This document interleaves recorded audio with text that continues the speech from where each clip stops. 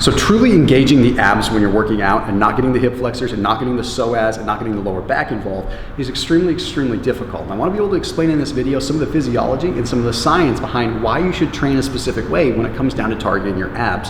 The abs are not just about the rectus abdominis. You've heard this time and time again. I don't want to sound like every other fitness YouTuber out there. I want to give you my breakdown, what I've done in the past, and what I think would work well for you. Now, ordinarily, I'm in the kitchen giving you nutrition content. That's my jam. But let's face it, a good part of my life is also about training. And I want to be able to share with you the science that I use when it comes down to training, functional training, and actually making sure that I have a healthy body. So now that I've got the studio gym, I can start showing you this kind of stuff. If you want to see more content like this, be sure to let me know because I'm happy to do it. So first things first, when you're training your abs, I like to do an engagement series for my abs. Totally different from what you would normally think. So what I'll do is I'll actually take something like a kettlebell or a dumbbell and I'll literally just hold it up. And all I'm gonna do, I'm not gonna do those crazy refrigerator crunches that people do where they swing from side to side, but I'm gonna flex my abs off and on while I'm holding a weight over my head. So you'll see slightly, flex, relax, flex, relax. What that's doing is that's engaging the transverse abdominis. I'm pre-fatiguing the transverse abdominis so that when I do go into my ab movement, I'm able to actually engage my core a lot better. I'm not just flinging with my lower back, I'm not just swinging around. You don't need a heavy weight. If you want to take a couple steps to sort of engage the abs while you're moving too, you can. I sort of walk back and forth. This is a great way. It doesn't seem like it's doing much, but it has a big impact. So then I'm gonna swap that out, flip it up to the other side. Same thing, engaging this side. Keeping it nice and tight, flexing a little bit and relaxing, flexing and relaxing. All that's doing is engaging the transverse abdominis, which holds the rectus abdominis in. Okay, so now when it comes down to training your abs, this is extremely, extremely important. I see way too many guys messing this up. Let me show you something real quick. If I am on a mat and I am just doing a regular crunch or regular sit-up or anything like that, I want you to take a good look at my lower back. Look at what happens. And if you're like me and you're working in an office a lot, you're probably gonna have tight hip flexors and a tight psoas. You can see right now when I come back, there's an arc in my lower back.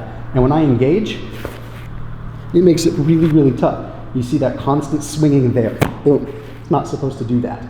So how do we avoid that? We roll up a towel or we use something like this, which may seem like cheating, but I'm telling you, it's going to keep the psoas out of the equation. If your psoas gets engaged, your psoas sits on the back, lower back of your body, and it transfers through your pelvis to the inside of your legs. So a lot of times people think they have tight hip flexors and a tight back. Usually it's a combination of the two with the psoas. And one of the biggest ways that people impact their psoas negatively is by training without having proper back support. Some of you might think it's a sign of weakness to train with back support. No, whole different ballgame. It's the opposite. Our bodies aren't designed to be constantly, repetitively moving up and down like that. So what I'll do is use a pad like this. Now, my back is supported. I no longer have to engage that psoas. So I'm significantly stronger. My feet no longer come up. And every single bit of engagement is on the abs where it's supposed to be. I've now been able to take a regular crunch and make it significantly, significantly more effective. You see, you always hear people saying, don't do thousands of crunches, it's not gonna do you any good.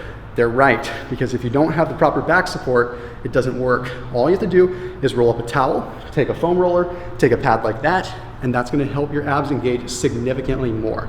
Okay, there's one more thing I wanna show you really quick. Gotta watch out for my dog here. Hi, Tintin. Tim's working out.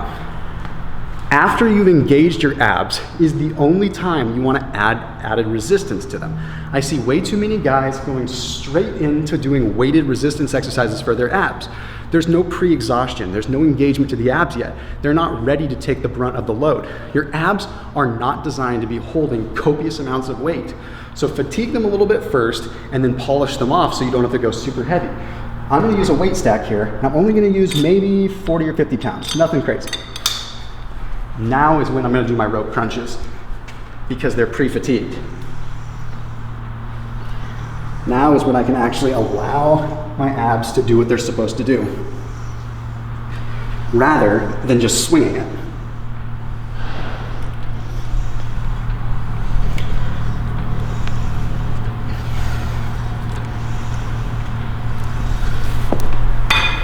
So nothing truly fancy about it other than just the sequence in which you do it.